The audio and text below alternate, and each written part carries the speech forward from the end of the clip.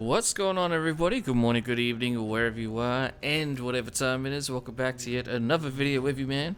Immersioholic, and welcome to episode 2 of my Carthaginian campaign for the Divided Impera Overhaul mod for Total War Rome 2. Today, ladies and gentlemen, we begin this episode with the Siege of Cyrene. Cyrenaians have declared war on the Republic of Carthage without provocation, and as such, Gisco, leader of the Hananid family faction, will be leading the assault on the city himself. Let's get into it, everybody. And so here we are on the battlefield. The city of Cyrene is quite a grand and large city. Very powerful and economically strong for the time period. So it's not going to be an easy task to assault it, but nonetheless we are going to assault and not just besiege it. The walls are of course filled with archers. All will be using flaming shot to try and stop our siege weapons. And below the walls, just behind them, we also have relatively heavily armed spearmen and militia troops who have been mustered and forced to serve the city. So a mixture of professional and militia level troops. Overall, shouldn't be too bad, although there are some more elite troops, and as you can see, the city is quite large. It even has a citadel where it has its own little temples and additional defensive towers and positions. So overall, the city could be quite hard if the enemy fall back to the citadel, although it is unlikely given they have limited numbers. Here is Gisco himself, leader of the Hananid faction. As I said, he will be leading the assault on the city. He is leading the army, Hananid's Fist. And his army is quite diverse, and let's take a quick look at it before we jump in. So on the far left-hand flank, we have the Libyan-Phoenician core of his army. These guys are hoplites. They are Libyan-Phoenician, so a mixture of Phoenician descendants and Libyans. They form the core of our professional army. Hoplites are really going to be the backbone of our army for quite a while, and they will be positioned on the left-hand flank of our army. We then have Libyan swordsmen, who are just there, as I've highlighted for you. In addition, manning the battering ram, we have Gauls. Just one contingent for this army for now, although we will have more in the future. All of those troops will be focusing on the gate and to the left of it as well.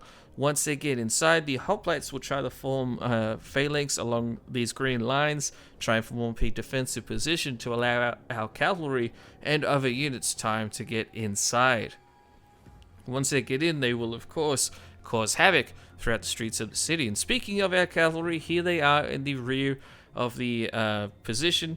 We have 5 units of Libyan cavalry, which are just pretty low to mid to melee cav units. Just behind our generals. So they will be swooping along the left-hand side after our ladders and whatnot push forward and take the gates. There's no need to push them forward too quickly. Besides that, though, moving forward to the rest of our army formation, we have skirmishers in the center. Nothing too crazy, primarily just some Numidian archers. They will try to provide some covering fire. They will move forward to the center of our formation near the enemy gate. Thus, they will also kind of act as bait to enemy cavalry to hopefully tempt them to come out and get surrounded by our own cav. To the right, we have more Libyans, and then we have an Iberian contingent. Only the one so far, although we plan to get more in the future. These guys will, of course, be hammering the right-hand side of the gate. And then way off in the distance, we have our small African contingent. These guys, while the majority of our troops are African, these guys come from deep in the heart of Africa. And while they aren't necessarily the most skilled warriors or the most well-equipped, they will be handy nonetheless, and they will be sent on a far deep flanking maneuver to try and get inside of the city and hopefully march in unopposed while the main section on the western side of the city is distracted. The siege begins and all of our troops move forward at the same time, although our left-hand flank will be slightly slower due to the hoplites being so heavily armored. They are very well equipped, and they are definitely the not the best units of their time, but they're the best core troops that we can offer right now. So using these guys and using Carthaginian hoplites and Greek hoplites will be the best thing that we can do for some of our infantry armies. In the distance, so we see the Cyrenaians are launching a counterattack by sending their fleet out of their harbor, and they will land behind our troops. We'll have to keep an eye on that, of course. But the assault begins with skirmisher fire, of course. The enemy archers are trying to use their flaming shot to take out our ladders, and there's a mixture of regular shot as well to try and do damage to our troops. Overall, they will get some casualties, however, they don't have any melee troops on the walls just yet. They're mainly consisting of skirmishers. Very disorganized, and like I said, a large portion of the enemy troops are just militiamen, so they will hopefully get cut down. Our ladders are sent forth, and the men are racing each other to see who can get over the walls first. The man who gets over the walls first will, of course, achieve not only personal glory and gravitas, but he will also earn monetary benefits for him and his family should he fall. In the distance, you can see our other ladders are coming up slowly. Like I said, that's a hoplite, so we'll be moving a little bit behind schedule, but that's okay. Here comes the first man. The Libyans just barely beat the Iberians, and the first man over the wall is a Libyan. He takes a little bit of friendly fire, he shrugs it off, no problem for him. However, as soon as he swings his sword, bam, 2 arrows to the top of his head from the tower next to him, and he is gone. Thus, the monetary payments he would have otherwise earned will be sent to his family in Libya. Then the rest of his contingent followed by the Iberians over here on the far right-hand flank of our assault. The Iberians are far better in skill and they're far better equipped, so they should cut through the Cyrenaican defenses quite quickly. Meanwhile, back towards the coast, our cavalry have actually been busy mopping up the naval forces that landed behind us. It wasn't very substantial, and it kind of was a bit of a failure on the defensive troops' part. Thankfully, our cavalry was in a perfect position to counterattack, and thus, these men will be crushed under the hooves of Carthaginian cavalry. Moving forward, the battering ram is now finally in place, and soon the Gauls will launch an assault through the city gates. The right-hand side of our assault is still going quite well. We are now cutting down the majority of the enemy skirmishers, and we are now engaging with their militia troops, who are kind of fighting our men along the staircases. Even on the far right-hand side here, our Iberians and one of our Libyan contingents are completely free of fighting the enemy. And our Africans way down the wall over here have actually got over the walls unopposed. The only issue that they're dealing with is enemy fire from the towers. So they're actually going to capture this one single tower, which will provide them cover fire. Once they do that, they will march into the city and begin outflanking the main Cyrenaican contingent you can see in the city there. Meanwhile, Gisco is cheering and trying to inspire his men forward as he's just waiting outside the front gate with the Gauls ready to charge on in through the gates once they have been breached. Meanwhile, our Libyan Phoenician hoplites are doing very, very well. They've encountered minor resistance, but overall it has been quite easy, almost too easy. And in fact, they do encounter a minor ambush where as soon as they come down off the walls, they are actually charged by enemy cavalry. Unfortunately for the cavalry, they are not well equipped to deal with enemy spearmen, especially heavily armored hoplites, so the enemy cavalry should get taken out over time, but it will take some time. While that's occurring though, the Africans are now inside of the city and will begin rampaging down the streets, hopping over the hedges, and beginning to ravage the homes of the locals. In the meantime, our phalanx is now getting into position and is slowly but methodically marching towards the enemy cavalry, but before they even get a chance to engage properly, the enemy cav begins routing, so immediately the phalanx will turn around, march towards the main gate, and relieve our Gallic troops over there who have been fighting for quite a while now. The main gate is about to fall. The most northern gate that the Cyrenaicans have has now fallen to our hoplites, and there's only a couple troops left in the city. Essentially, the garrison is on the brink of collapsing, and speaking of which, here is the final unit that the garrison has to offer. You can see our friendly cavalry and hoplites marching in the background, but these spearmen are being surrounded by our hoplites and our Africans. The captain of the garrison of Cyrenaica is here leading his levy men to try and hold out, but it is no use, and the city of Cyrene falls to the Carthaginian Republic.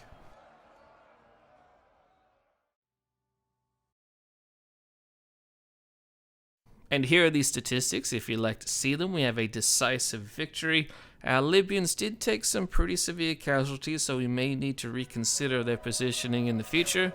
But overall, the battle was not too bad. We did lose one of our Libyans, and we also lost another unit, but overall, it wasn't the end of the world. Our Libya-Phoenician hoplites did excellent, which is really my main concern, because they come from our Libya-Phoenician social class, which is quite restricted overall. So the city will be repaired, and we will cement our position in northwestern Libya over here in the east. Because we dealt with the Cyrenaians though, and we have essentially wiped them out, the Ptolemies are now actually going to be extremely friendly towards us, whereas before they were not interested in any diplomatic relations at all. This is fantastic news and will allow trade to flourish between Carthage and Egypt. Meanwhile, back in Sicily, the Syracusans did liberate one of the Sicilian factions of Acragas. They do accept a pretty generic white peace with us, which is quite favorable to us, at least just for a few turns, because it allows our troops to return from Cyrenaica, march all the way back up the coast to Carthage, and then prepare for an invasion back into Sicily. Remember, in the previous episode, we lost the entire island, so now it's time to prepare for a reclamation of Sicily. However, while we are trying to do that with our army, we have pirates. Pirates are ravaging the coast just along Cyrene, of course, just because the city has been taken over. There isn't really any strong government in the region just yet. It will take time for our administrators to get in place, and so the pirates try to come in and take advantage of the situation. Here we have the First Republican Fleet. This is led by Sabari, who's of the Hananid dynasty, or the Hananid clan. The Hananids will be primarily focused in Africa, and they will also be granted one of the Republican fleets that we will have at our disposal, at least for now. They will finish off the exiles of Cyrenaica, and they will send them back into slavery. We'll be collecting a lot of slaves throughout this fighting, because of course, playing as Carthage, we are extremely interested in trying to expand our economy. We're also going to try and focus on expanding our admirals to specifically be admirals, and they're going to be trying to upgrade their skills of their ships overall, make them faster, have better health, and overall ramming speed. Meanwhile, now Cyrene is starting to quiet down a little bit. We will install a Hananid governor in the region. The Hananids earned the city, and it is still in Africa, and the African region will primarily be given to Hananid members and to the actual Senate, aka the landowners party of Carthage. So there'll be a mixture of Hananid and landowner governors throughout our cities. This one will belong, of course, to the Hananid dynasty, as they have earned it, and that is the way that we will proceed from now. We'll see if we can maintain it as we continue expanding our republic. I'll be very interested to see what you all think. But we do also try to focus our ancillaries and traits on establishing public order with all of our governors. I'll go into a little bit more detail later, and we'll also be trying to expand our economy in those regions. From chaos we all sprang, and to nothingness you will return. However, Syracuse has other plans. Despite us getting a white peace with them and Acragas, both factions end up declaring war on us within just another turn. The Sicilians absolutely cannot be trusted. We will remember this, and there will be no further peace between the Carthaginians and any Sicilian faction that exists. So, what we will be doing is accepting the declaration of war on our own. We will not call in our Numidian allies, nor will we call in the Romans.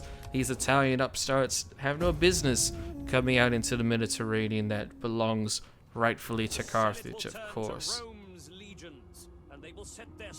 However, ladies and gentlemen, these Italian nobodies, these people who come down from the mountains of Italy, come out with their pathetic wine and backwards traditions, come to us, the Carthaginian Republic, the masters of the Western Mediterranean, if not all of the Mediterranean, and send a declaration of war due to our hostilities in Sicily. This is unacceptable, and their betrayal will not be forgotten. Thus, the First Punic War has started. The first act of the Punic War will of course be naval engagements. Our navy, which was chasing down pirates a little bit more towards Greece, will be immediately changing course and sailing west towards the city of Corrales on Sardinia to ensure that these Syracusans do not make landfall and try to take our foothold on those islands.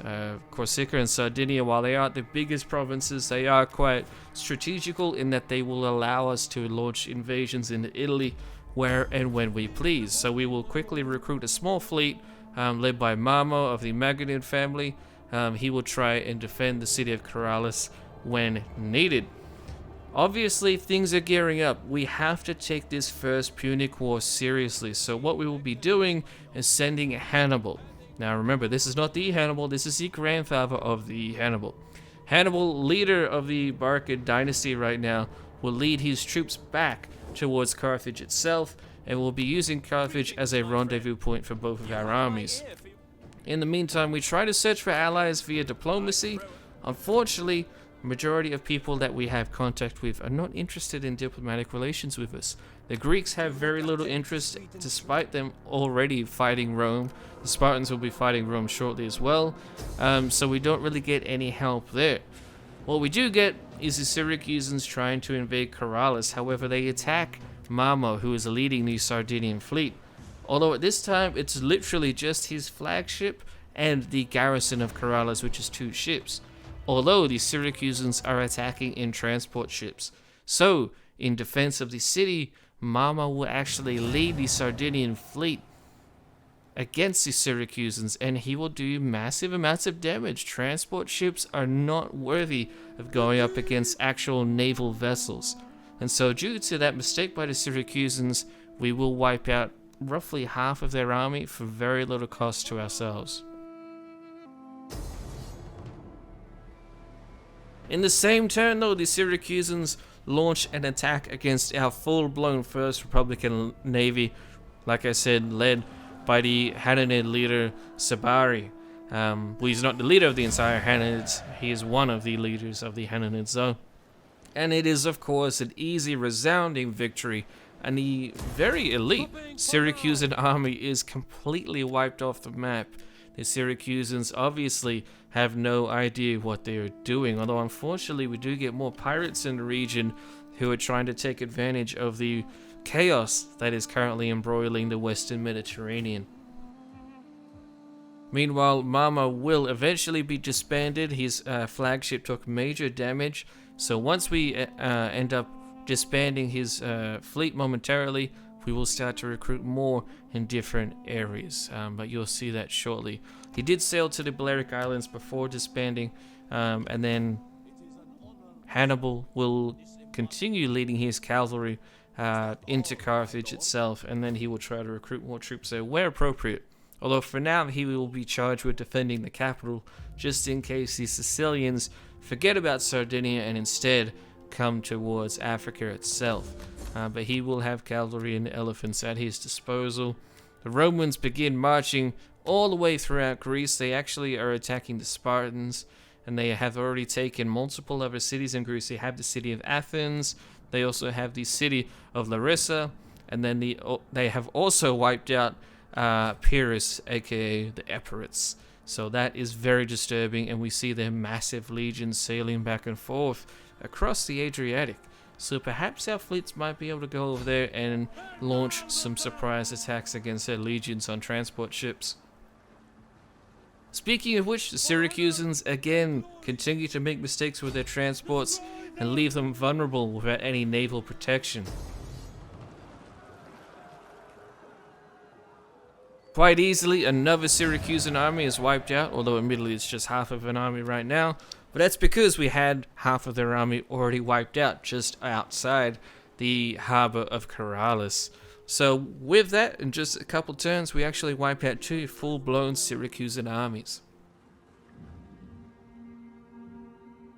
However, in the meantime, the pirates who have been sailing off the Carthaginian coast chased down our Republican fleet, led by Sabari. This is actually very troubling. They have some major ships at their disposal, and our fleet is caught off guard.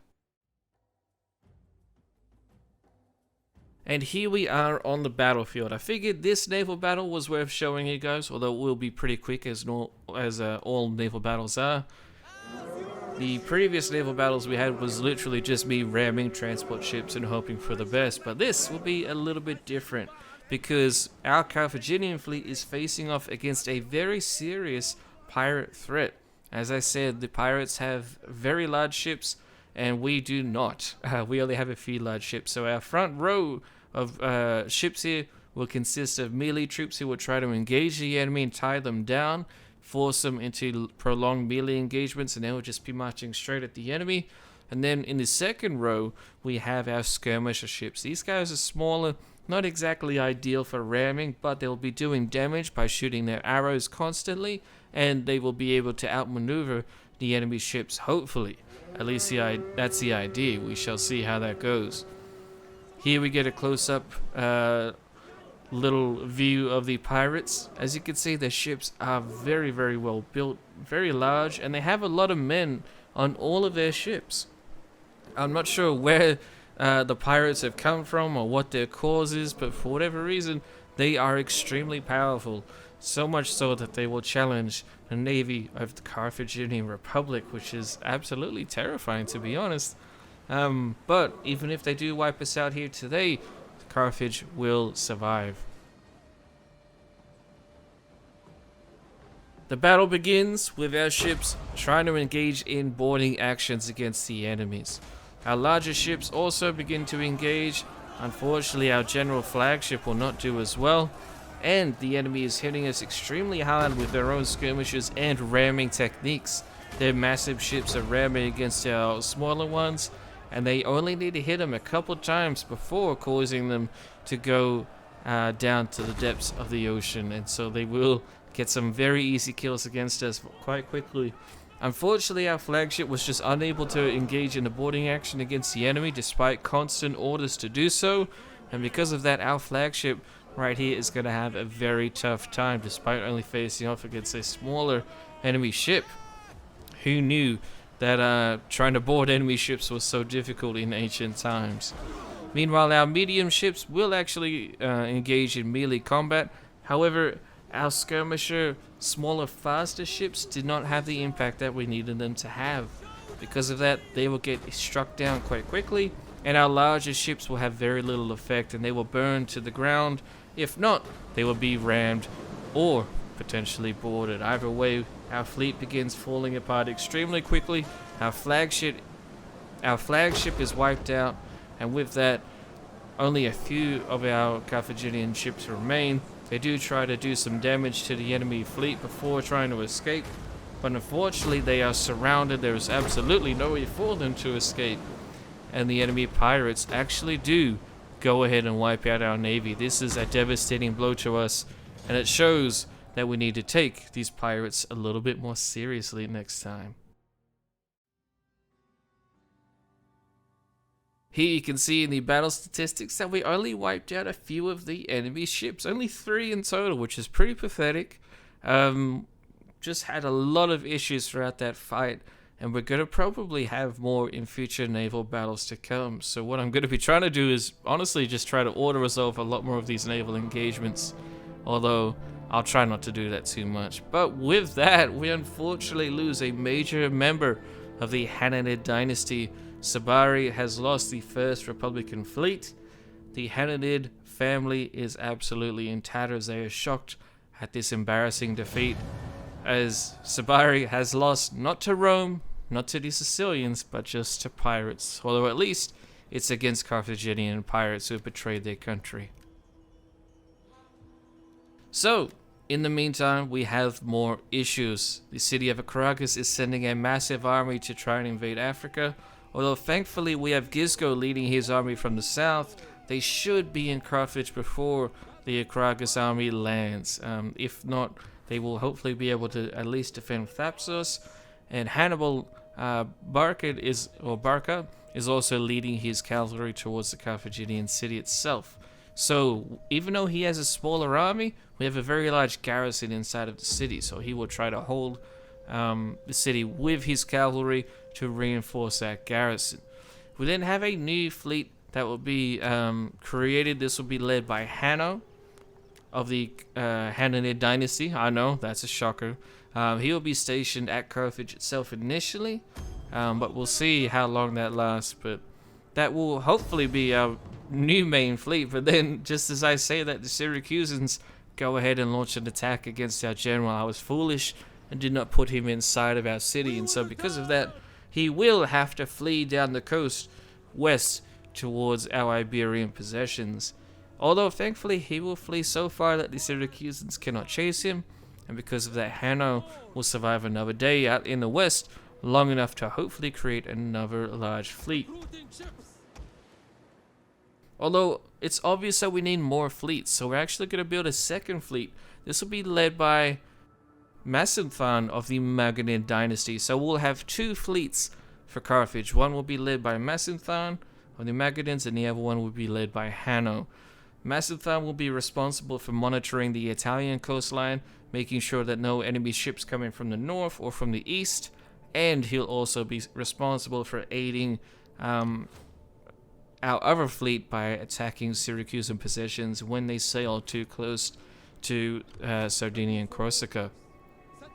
Thankfully, the people of Acragas are far too slow, and they do not get to Thapsos before our leader Gisco does. So, thankfully, because his army is so large, our threat of an African invasion has been slightly subsided, if not put on hold at the very least. He positions himself in a spot where he can help out the city of Thapsos, but he can also respond to any threat directly towards Carthage itself. Syracusans keep their fleet just outside the harbour of Carthage, or they do not blockade us, but they do demonstrate a serious threat, of course. The people of Caracas have their major army, and then up here towards Corsica, the pirates still have their fleet just outside of our cities. Although they are quite damaged now, and they are actually suffering attrition, so in a few turns we'll hopefully be able to wipe them out. In the Balearic Islands, Hanno is trying to recruit a brand new navy, which will consist primarily of archers and smaller, fast-moving ships, mainly due to economic reasons. Our economy is not yet doing very well. We haven't had time to build it up. We've been dragged into the First Punic War very prematurely. Here, you guys are going to see a little bit more of the close-ups of what I try to do with my governors. Generally, I'll focus on public order, and I'll also be trying to give traits such as the city governor trait here, which lowers banditry, increases economic potential, and like I said, will also increase our public order as well. So I'll be trying to focus on the yellow cards, essentially. Anything that's yellow is kind of what I'm looking for in terms of our traits. For our ancillaries, that's where I mainly get our public order from. But it depends on the region. Sometimes if you have a region that's very good with its public order, you don't need to waste time in giving ancillaries for public order. But generally it's safe to at least have a few public order unit cards. You can try to go down the sovereign state trait tree, which is like the dark blue one, but I find that going down the yellow one first to at least get your cities giving you a little bit extra money, getting you less banditry and more stability is a little bit better. Moving forward though, we have an invasion landing in Africa. The people of Acraucus have landed just west of Carthage, in between us and a massive Numidian army. Although it's unlikely they'll help us, as they are pretty useless overall. I mean, they are AI in Rome too. That's basically what it comes down to. Either way, we will send Hanno north past Carthage to deal with this threat. Obviously, Hannibal doesn't have the army necessary to deal with it. We have set a war target for the Numidians, so hopefully they'll help us out, although I'm not sure if they were still at war with them at this point. In the meantime, though, we do finally deal with the pirates that were just hanging out off the coast of Corsica up here. That will deal a very nice boom to our economy up in that region, as having pirates raiding our coastline, surprisingly, does deal some serious damage to your economy. So the Carthaginian pirates are destroyed for now. We'll see if they come back in the near future. And Corsica is a little bit safer. However, now we have a major battle on our hands. The people of Acragas are launching a campaign directly into Africa, and despite us having Numidian allies nearby, they have refused to join us in the fight, and as such, Gisco will now lead the defense of Africa. Let's do this, everyone.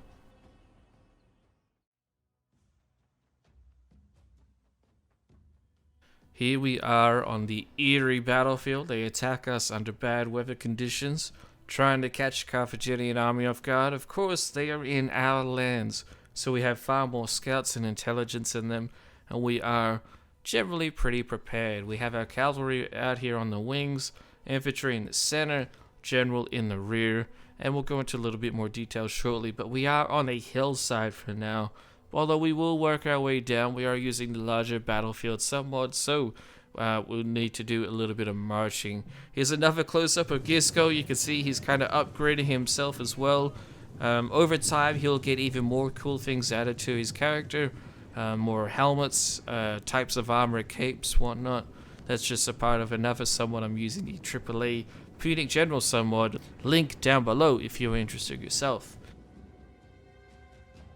Battle begins with some scouting. We have our cavalry moving forward ahead of our army. When you use Divided Impera and when you use the largest battlefield somewhat, you need to do some scouting. So we'll be using our Libyan melee cavalry that recently helped us storm the city of Cyrene. They will be marching way forward ahead of our army. They're pretty fast, although not the fastest cav we have. They should beat anything that the enemy has to offer towards us, at least in speed. And they will hopefully capture this slightly elevated terrain in the middle of the battlefield. Our general idea is to get both units on either side of the terrain, and then we'll have our army position itself in the middle.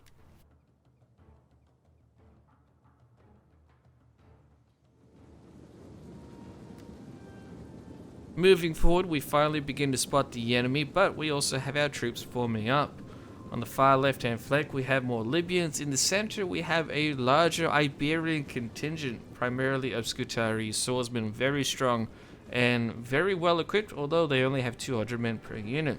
We have Gauls on the far right-hand flank at 300 men per unit, and then we have our Libyan-Phoenician hoplites that will be in the second line in the center. That will form a little bit more of an elite corps. The Numidian archers in the rear, and then Gisco himself will be in the rear ready to launch any counterattack wherever his personal guard is needed. But overall, our army is starting to really shape up. We have a lot more Iberians in this battle now as compared to when we were fighting in Libya. In addition, our hoplites are a little bit more experienced, and the Scutari infantry at the front of our formation very strong, very skilled as well. So using that combined with javelins that pretty much all of our units get access to besides our hoplites, we should do pretty well against the army of Carthage. They're primarily a mercenary and militia army. They are not professional like many of our own troops. I mean, we do have mercenaries of our own, but they also do not have good generals like we do. Gisco himself is so far proving to be a pretty good general representing the Hananid dynasty. So for now, the enemy begins the battle though by sending forward their cavalry, which isn't a terrible move because they have skirmisher cav. We don't have very many long-range skirmisher options to deal with them, so our Libyan cavalry will charge forward and keep them off the field for now. The main battle begins though with the enemy charging uphill towards our Gauls on the far right-hand flank. Our Gauls will charge on down, get a beautiful charge against the enemy going downhill. Because of that, they should do pretty well. Our Iberians are getting a delayed charge against them, and our Carthaginian hoplites are now in phalanx position very close behind, so that that way they can plug up any holes that do appear in the formation, as the Iberians are similar to the Gauls in that they are less organized and disjointed when they begin fighting. So the Carthaginian hoplites, the Libyan Phoenician hoplites will begin to plug up holes where necessary. Our Iberians get the order to charge downhill pretty much across the entire board. Again, it's going to be a little disjointed, but the enemy is only militia grade units, so they should do pretty well pretty much across the board, although some of them do get outflanked, but then the troops who outflank our own troops will come downhill along these red arrows, as you can see, and outflank the flankers of the enemy. As long as the enemy doesn't push through our green lines right here, our center should do really well against them. We're hoping to at least punch a hole through there eventually. We also have cavalry coming in on the right-hand flank that will be conducting rear charges against the enemy infantry and trying to focus on chasing down the enemy skirmishers, which is vital as they have long-range slingers that have been doing damage for quite a while now. You can see our archers are constantly pouring fire in against the enemy general over our troops. And on the left-hand flank, we get a pretty quick victory and we get 2 major holes punched along the enemy flank. They rout quite easily and our cavalry are now also charging in on the left-hand side. So we have 4 units of our own cavalry doing constant rear charges behind the enemy. The only issue with that cav is that it's not shock cav and it's not very heavy, so it's not going to do a lot of damage on the charge. But it will do some morale damage and it will disrupt the enemy's movements, force their skirmishers into melee combat, which is obviously exactly not what they want to be doing. Our left-hand side of the army will also continue swallowing up the enemy formation. Gisco eventually wants to get involved in the fighting himself, so he swings around the enemy army and begins to lead our cavalry. He orders some of our cavalry units to try and chase down the enemy troops. We do not want any of them escaping if possible, although it's unlikely we'll be able to stop them all. And then Gisco himself leads forward his personal bodyguard, very elite, relatively heavy melee cavalry unit that will charge in to the center of the enemy formation and ensure that the enemy troops are routed, are shattered, and then hopefully they will lead to more routes from the enemy as well. But this charge, combined with all of our other cavalry charges, kind of sealed the deal, and the Acragas army is essentially routed off the field within just a few moments. It did not take long at all. Their militia, pathetic low-tier army was no match for the Carthaginian Republic's army led by Gisco. And so with that, Africa is defended rather successfully.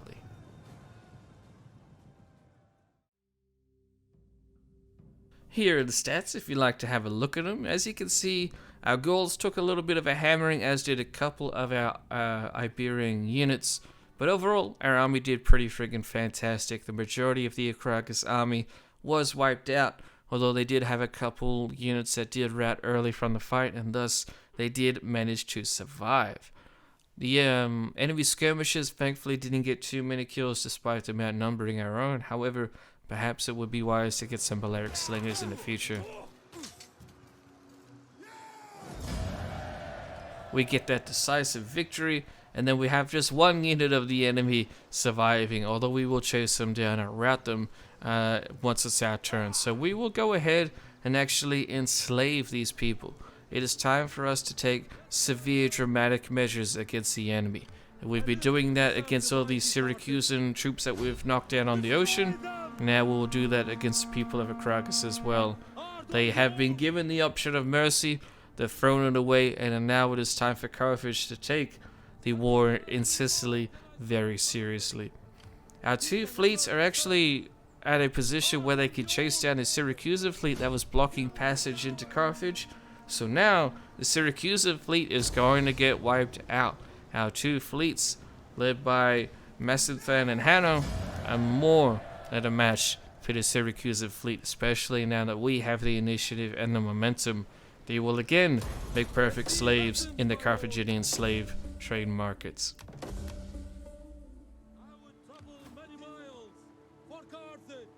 After that though, the Syracusans launched yet another massive invasion towards Sardinia. They have a very large army coming straight towards the city of Corrales. So what we're going to do is go ahead and blockade a local city, or a nearby city I should say, on northwestern Sicily. And with that blockaded, the army that is currently sailing towards Corrales has no protection at all. They have no prospect of retreating back to Sicily, and thus Hanno will lead the deathly blow against them and hopefully wipe out yet another Syracusan army. However, that and the rest of the First Punic War will have to wait until the next episode. So thank you all so much for watching. Hope you guys enjoyed, and I shall see you in the next one.